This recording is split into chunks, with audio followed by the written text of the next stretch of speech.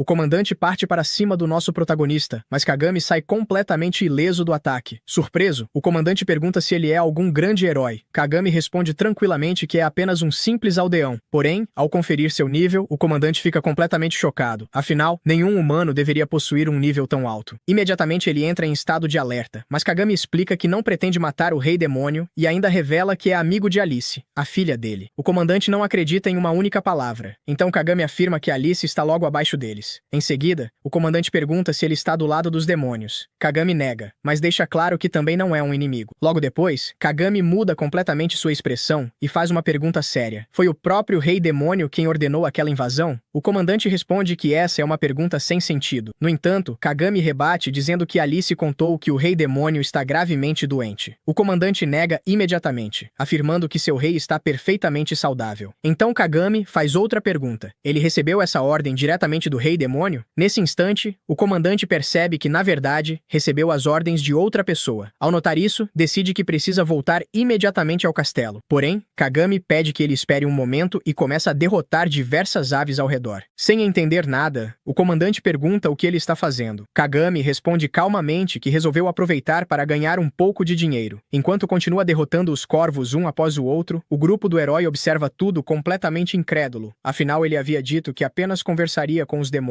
O comandante insiste em saber por que Kagami está perdendo tempo, já que precisa retornar ao castelo o mais rápido possível para verificar pessoalmente a situação do Rei Demônio. Mesmo assim, Kagami pede que ele mantenha a calma. Segundo ele, não seria seguro o comandante voltar naquele momento. Se o Rei Demônio realmente estiver sendo controlado por alguém, a pessoa por trás de tudo certamente enxergará Menol como uma ameaça. Por isso, o melhor plano é fingir que perdeu todas as suas tropas e retornar ao castelo discretamente mais tarde. Assim que termina de explicar, Kagami destrói o corvo gigante sobre o qual eles estavam. Depois da queda, Kagami reúne toda a pilha de dinheiro que conseguiu e espera pacientemente até o comandante recuperar a consciência. Assim que desperta, o comandante o chama de aberração, pois é simplesmente impossível um humano sobreviver a uma queda daquelas. Sem perder tempo, o protagonista usa sua capa para guardar todo o dinheiro que conseguiu e pede para o comandante se apresentar. Minal responde que sua família serve ao Rei Demônio há várias gerações e que ele já está nesse posto há 3 anos. Em seguida, pergunta se Kagami não pretende matá-lo. Porém, Kagami responde que isso seria um erro, principalmente por causa de Alice. Minal estranha o fato de um humano demonstrar tanta empatia pelos demônios, mas Kagami explica que o verdadeiro motivo do ódio entre as duas raças são os monstros criados pela mana dos chifres demoníacos. Além disso, afirma que, na maioria das vezes, os demônios atacam os humanos apenas para se defender. Depois disso, Kagami volta para a cidade e avisa que, na manhã seguinte, viajará ao lado de Alice. Na manhã seguinte, o grupo toma café enquanto discute a melhor forma de chegar ao castelo castelo do Rei Demônio. Como são muitas pessoas, viajar a cavalo não é uma opção. Alice pergunta o motivo, e Kagami explica que cavalos têm medo da presença dos demônios, o que causaria problemas por causa de Menou. Pensando nisso, ele tem uma ideia bastante peculiar: pedir ajuda aos centauros. Embora sejam conhecidos como uma raça extremamente orgulhosa, eles possuem um gosto um tanto estranho e aceitam trabalhar quando recebem chicotadas. A cena acaba deixando Alice completamente traumatizada ao ouvir os gritos de felicidade daqueles centauros. Pouco depois, Takako chega ao local e encontra todos completamente sem reação. Mais tarde, o grupo se reúne com Menou. Assim que vê Alice, ele se ajoelha e pede desculpas por ter atacado a cidade onde ela estava. Arrependido, pergunta como pode compensar seu erro, mas Alice apenas pede que ele levante a cabeça e não se preocupe. Em seguida, Menou agradece a Kagami por ter protegido a princesa. Nesse momento, Takako interrompe a conversa elogiando Menou. Porém, ao vê-la de perto, ele leva um susto e pergunta quem ela é. Alice então a apresenta como Takako, outra humana que a ajudou. Enquanto conversam, o grupo do herói aparece e cerca todos, acusando Kagami de conspirar contra o reino. Sem demonstrar preocupação, Kagami pergunta o motivo daquela emboscada. A santa responde que não pretende deixá-los fugir depois de descobrir que estão ajudando os demônios. Kagami apenas diz que o plano deles merece nota 0 e ainda dá um leve tapa na cabeça da garota, chamando-a de uma santa, mas também de uma santíssima idiota. Irritado, o herói parte para o ataque, porém Kagami desvia de todos os golpes com facilidade até segurar sua espada com uma das mãos. Parna lembra que muitos inocentes ficaram feridos durante o ataque do dia anterior e que o responsável precisa ser punido. Rex também afirma que todos os demônios são maus e por isso nenhum deles merece continuar vivo. Kagami então pergunta se eles realmente acreditam nisso ou apenas repetem o que sempre ouviram. Como exemplo, lembra de Alice. Na primeira vez que a encontraram, ninguém imaginou que ela fosse uma ameaça, mesmo sendo a filha do Rei Demônio. Ao ouvir isso, todo o grupo fica completamente surpreso. Kagami continua explicando que os demônios não atacam por pura maldade e que o verdadeiro problema são os chifres, responsáveis por gerar monstros. Por isso, ele não permitirá que matem seus amigos. Logo depois, quebra a espada do herói como se fosse feita de vidro. Após a demonstração de força, Tina questiona o fato de Minao ter atacado a cidade. Kagami admite que aquilo foi um erro e, depois de fazer Minao pedir desculpas, promete que ele será entregue às autoridades assim que resolverem o problema envolvendo o Rei Demônio. A santa pergunta que problema seria esse, e Kagami explica que o Rei Demônio sempre desejou a paz entre humanos e demônios. Justamente por isso, não faz sentido acreditar que ele tenha ordenado aquele ataque. Rex continua sem acreditar em suas palavras, então Kagami revela que conhece pessoalmente o Rei Demônio e sabe muito bem como ele realmente é. Mesmo depois de toda a explicação, Parna continua desconfiada e lança um feitiço de fogo, sugerindo que Kagami possa ter sofrido uma lavagem cerebral. Apenas sorrindo, Kagami responde que talvez ela tenha razão e aproveita a distração para fugir com Alice, comentando que a convivência entre humanos e demônios realmente será muito mais difícil do que imaginava. Mesmo assim, Alice continua otimista e diz que, pelo menos dessa vez, eles ouviram parte da verdade. Pouco depois, o grupo encontra o meio de transporte que utilizará na viagem, os centauros. Menou revela que simplesmente roubou os animais de um comerciante que passava pela estrada, fazendo até ele mesmo se arrepender da própria decisão. Algum tempo depois, o grupo do herói desiste da perseguição. Rex continua afirmando que não faz sentido acreditar na inocência dos demônios, enquanto Parna sugere que retornem à cidade para conseguir uma carruagem e continuar a perseguição. Enquanto isso, Takako explica que para chegar ao castelo do Rei Demônio, precisarão atravessar a ilha de Atrás, mas antes farão uma parada em Salmaria. O objetivo é impedir que a mana demoníaca de Menou atraia monstros durante a viagem. Ainda sem entender por que Kagami não guarda rancor dos demônios, Menou revela que o verdadeiro objetivo dos ataques anteriores era apenas enviar uma mensagem de que a invasão estava prestes a começar e que o primeiro alvo seria justamente Salmaria. No dia seguinte, o grupo chega à cidade fortaleza. Para conseguir entrar com Menou sem levantar suspeitas, fingem ser comerciantes que vieram vender chifres de demônios azuis, cuja mana ajuda a esconder a presença dele. Na entrada, um guarda os interroga. Inicialmente, ele estranha ver Kagami viajando com a irmã para vender chifres, mas logo se lembra de que haverá um grande desfile e acaba permitindo a entrada do grupo. Durante a conversa, conta que conseguiram repelir os ataques do Rei Demônio e que no dia seguinte, um enorme exército partirá para atacar o castelo demoníaco. Quando o desfile começa, a cidade inteira comemora a suposta vitória. No entanto, Kagami comenta que toda aquela confiança é perigosa. Se o exército do Rei Demônio resolvesse atacar seriamente, Salmaria seria completamente destruída, e qualquer esperança de paz entre humanos e demônios desapareceria para sempre. Mesmo assim, ele tranquiliza seus companheiros dizendo que já tem um plano. Antes que o exército humano avance, eles irão se infiltrar no castelo do Rei Demônio para conversar diretamente com ele. Depois disso, impedirão o avanço das tropas demoníacas e capturarão os responsáveis pela guerra. Ao ouvir esse plano, Takako pergunta o que ele fará caso descubram que o Rei Demônio realmente pretende exterminar a humanidade. cidade. Kagami responde calmamente que lutará com todas as suas forças. Porém, ele acredita que existe uma terceira alternativa. Segundo ele, há muitas pessoas, tanto entre humanos quanto entre demônios, que desejam viver em paz. Seu objetivo é reunir todos aqueles que apoiam a coexistência entre as duas raças e formar um exército para impedir a guerra. Inspirada por essas palavras, Alice afirma que lutará ao lado dele, pois não permitirá que seu pai machuque mais pessoas inocentes. Takako e Menao também decidem acompanhá-lo, consolidando uma nova aliança.